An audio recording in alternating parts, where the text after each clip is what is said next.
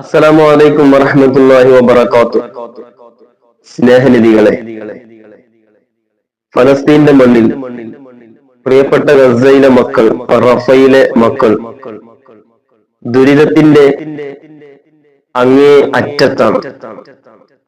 മരണം ഏത് സമയവും അവിടെ പിടികൂടാം. സഹായിക്കേണ്ടവർ അക്രമകാരികൾക്ക് പിന്തുണ കൊടുക്കുന്ന ദാരുണമായ സാഹചര്യം. 60-ലധികം അറേബ്യൻ രാജ്യങ്ങൾ, ഇസ്ലാമിക രാജ്യങ്ങൾ, തലവന്മാർ ഒരുമിച്ചിരുന്നു.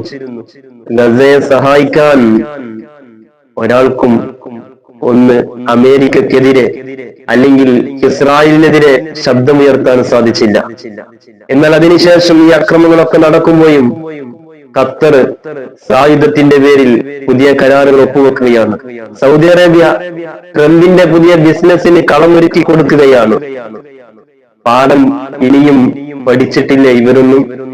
ഒരു മനുഷ്യനെ, ഒരു മുസ്ലിമായ മനുഷ്യനെ ഒരു വാഴത്തിൽ നിന്ന് 2 പ്രാവശ്യം പാമ്പ് കൊത്തില്ല എന്ന് ഹബീബ് റസൂലുള്ളാഹി സ്വല്ലല്ലാഹു അലൈഹി വസല്ലം. ഇതൊക്കെ ഇവർ മറന്നുപോയോ? ഇനിയും പാശ്ചാത്യൻ ശക്തികൾക്ക്, സയനിസ്റ്റുകൾക്ക് അവസരങ്ങൾ കൊടുത്തുകൊണ്ടിരിക്കുകയാണ്. പ്രിയപ്പെട്ടവരെ, ഏറെ ദുഃഖകരമായ സാഹചര്യമാണ് ഗസയിലുള്ളത്. ഉള്ളിൽ സാഹോദര്യ സ്നേഹമുള്ള, മനുഷ്യത്വമുള്ള ഓരോരുത്തർക്കും വേദന അനുഭവിക്കുന്ന നിമിഷങ്ങളാണ്. ഗ്രേറ്റ തൻബർഗിലൂടെ സുമൂദ് ഗ്ലോബൽ ഫോർട്ടില ഗസയുടെ തീരം തൊടുമെന്ന് നമ്മൾ പ്രതീക്ഷിച്ചിരുന്നു. പക്ഷെ തൊട്ടില്ല. ആ ബോട്ടുകളൊക്കെ ഇസ്രായേലിന്റെ പട്ടികളായ പട്ടാളം തടഞ്ഞു വെച്ചിരിക്കുകയാണ്, പിടിച്ചു വെച്ചിരിക്കുകയാണ്. ഇനി ഒരു പേടകം, ഒരു കപ്പൽ ഗസയിലേക്ക് എത്തുമോ എന്നറിയില്ല. എന്നാൽ അവിടെ പിൻഗാമികളായി ഇനി ഒരുപറ്റം മനുഷ്യ സ്നേഹികൾ വരുമോ എന്നും അറിയില്ല. ഇവിടെയാണ് മുസ്ലിം ലോകത്തോട് എനിക്ക് ചോദിക്കാനുള്ളത്. മുസ്ലിമായ മനുഷ്യർക്ക് ഉദാഹരണമായി ഹബീബ് റസൂലുള്ളാഹി സ്വല്ലല്ലാഹു അലൈഹി വസല്ലം തങ്ങൾ പഠിപ്പിക്കുന്ന ഒരു ഹദീസ് ഉണ്ട്. ആ ഹദീസിൽ ഇങ്ങനെ കാണാം, ഒരു മുസ്ലിമും മറ്റൊരു മുസ്ലിമും തമ്മിലുള്ള ബന്ധം എന്ന് പറയുന്നത് സ്വന്തം ശരീരം പോലെയാണ്. അവന്റെ ശരീരത്തിന്റെ ഒരു ഭാഗത്ത് മുറിവായാൽ, ഒരു ഭാഗത്തിന് പ്രയാസം വന്നാൽ പനിച്ചും ഉറക്കമൊഴിച്ചും ശരീരം അതിനോട് ഐക്യദാർഢ്യം പ്രകടിപ്പിക്കുകയാണ്. എന്നതുപോലെ ഒരു മുസ്ലിമിന് ഒരു പ്രയാസം വന്നാൽ, ഒരു മുസ്ലിമിന് ഒരു പ്രയാസം വരുമ്പോ മറ്റുള്ളവർ കൂടെ നിൽക്കും എന്നതായിരുന്നു മുത്തുനബി തങ്ങൾ പഠിപ്പിച്ചത്. ആ ഹബീബായ തങ്ങളുടെ അധ്യാപനത്തിൽ നിന്ന് അറേബ്യൻ രാജ്യമേ, മുസ്ലിം രാഷ്ട്രങ്ങളെ, തലവന്മാരെ, എന്തേ നിങ്ങൾ അകന്നുപോയത്?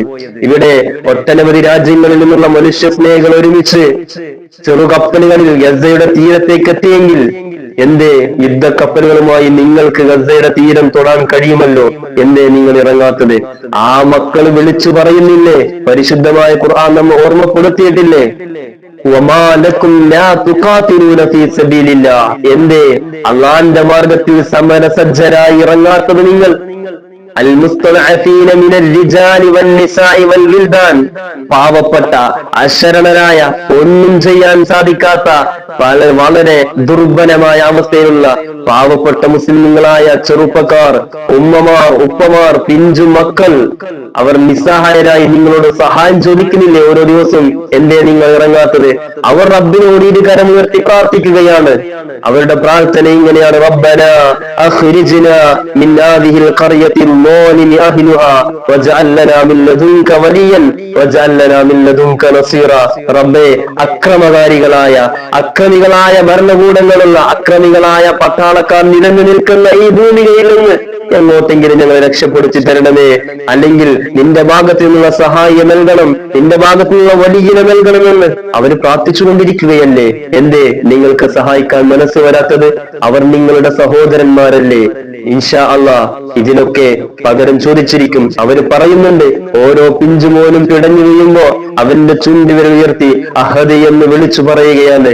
നാളെ റബ്ബിന്റെ കോടതിയിൽ നിങ്ങളെ കുറിച്ച് പരാതി പറയുമെന്ന് അവർ ബോധിപ്പിക്കുകയാണ്. എന്തേ നിങ്ങളുടെ കൽബുണരാത്തത്?